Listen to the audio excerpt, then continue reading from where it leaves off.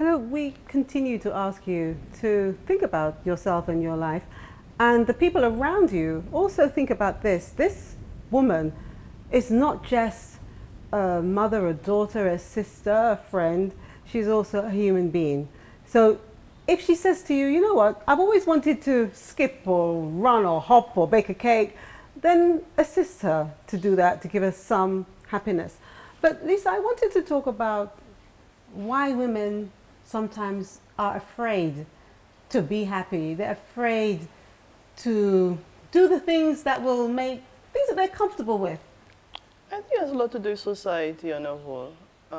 The perception society places on us as women. We're supposed to be children bearers, wives. We're supposed to be the ones to cook, clean, or, wash. So I guess if we don't do that, that doesn't make us happy. When we hear the stories from overseas, how they treat women, we are so fortunate in St. Lucia. And one of the things that really gets to me is this, when I see women sometimes 12 o'clock in the night cleaning, and I say, gosh, I cannot do that. I'm usually sleeping, or I'm on the computer doing something, because that's what makes me happy. I don't believe in that to be cleaning or cooking or doing all those little chores as they say a woman's supposed to do to make you happy. I believe if you feel like leaving the waste there for 2 years, that makes you happy, the waste there for 2 years. It'll be washed at one point, it'll be washed, or it could be thrown out lately. But I think it has to do with the way society has made women look over the years. From the beginning of time, the lesser or the more inferior gender. And I think that's why also women that are in top positions behave the way they behave, are very aggressive. They have to prove their point. And then later on, they tell you, if I knew, I should never have done what I do. But the women aspect, it really has to change. I'm not asking for revolution. I'm just asking that we think differently of ourselves as a human being. We're not just women. We are human beings first. Do you think that women are more, I wouldn't say, would you say they follow more than they lead, in terms of if the neighbor has a nice pink pot, well, I've got to surpass that pink pot, I've got to get a big red pot. And that's what makes them happy, comparing or competing with the Joneses. Yeah, that's one of the things that came to mind, actually. We women are very competitive with each other. You rarely find a man saying, you have a car, so I want another car. But the women, yeah, that's something that we have to grow out of. I do not think it's something that's intentionally that we do, like to go and compare ourselves. But we look at ourselves as, I think we're more territorial. Like when a dog really marks its spot, we want to mark our spot too. Hey, you can have this bigger pot than me. So I have to have a bigger pot than you, a brighter pot. Or my child has to go to the best school, or have to have a bigger house, or get the best job. And I think that's one of our problems. And we get so in that routine, day after day after day.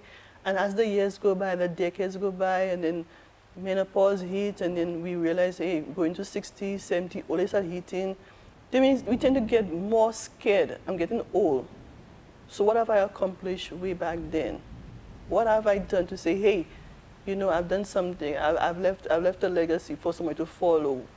And I believe these are one of the reasons why a lot of us, when we reach those ages, we have a lot of regrets. We tend to complain more. We're afraid we're going to die without accomplishing not one thing. I've heard of stories where women 90 years or 80 years go back to school just to get one degree, and they die afterwards. It's because they realize that their lives were not fulfilled early on in their lives. So they want to do something that they feel comfortable. And those women have done that after the fact that they raised their children.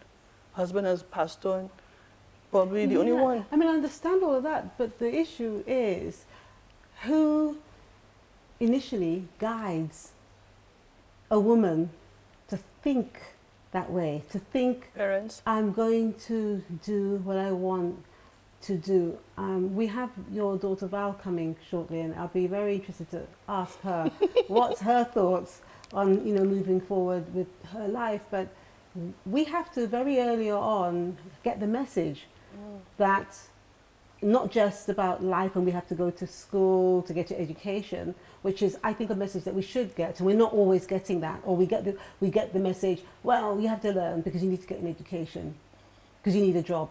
End of story. We need more clarification. So in the same level, who looks after our emotional well-being so that we can say, it's not just a matter of getting a job and having money and saving it, but it's also about doing the things that I would like to do with my life so that when I get to a certain age, or whether if I get into ill health in my life, at least I can look back and say, well, you know what? I enjoyed this part of, the majority of my life setting myself up. So you say parents? I say parents and I say us. I say us as a person. The reason why I say both is because if you have a parent that's very open-minded, the child comes and says, Mom, I want to be a vet. Go ahead, baby. Then 2 days later, Mom, I want to be a guitarist. Go ahead, baby. You are allowing that child now to have and make decisions based on what they realize as time goes by. But if you're a parent that says, hey, I want you to be a doctor, do these subjects, do that, do that, do that, you're actually in that child's path for them. And that child eventually, as time goes by, I can guarantee you, before they reach menopause, before they reach 60, 70, they're going to go right back to where they wanted to be in the first place, probably just baking a cake. Okay? And the ultimate reason is that we have to realize that we are the ones that have to make those decisions for ourselves. Yes, people can guide us. Nothing wrong with people guiding us. Guidance is a part of life. It actually helps you go further in your life, those little guidance. But if you're not happy with the guidance you're getting, you have to say something.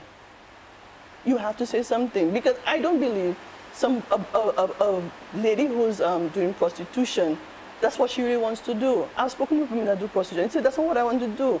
But because I have certain circumstances, I am forced to do it to make a living.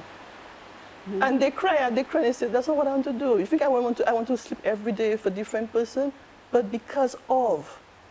The because of should be because I want to do it, not because of your lack of providing for your children or the lack of you not be able to pay your bills. It's because you want to do it. That's how I look at. But you say all that, but there are also parents who didn't have a school education, but they've got the education of life. And so they want their child or children to do better than them. So once the child goes to school and gets a decent level of education that perhaps they can pay for the roof over their heads, then as far as they're concerned, the parents are concerned, they've done their job. Yes, that too is good in one way, but at the end of the day, is that child happy? Is that child living your dream? As I said, there's nothing wrong in guiding a child to where they're supposed to be in life. That's what parents are there for, to guide our children so that they will not be in the same situation as we were. But are your children happy at the end of the day? Do you want to hear your child come home and say, Mommy, every day I go to that school or that job or that place, I'm unhappy?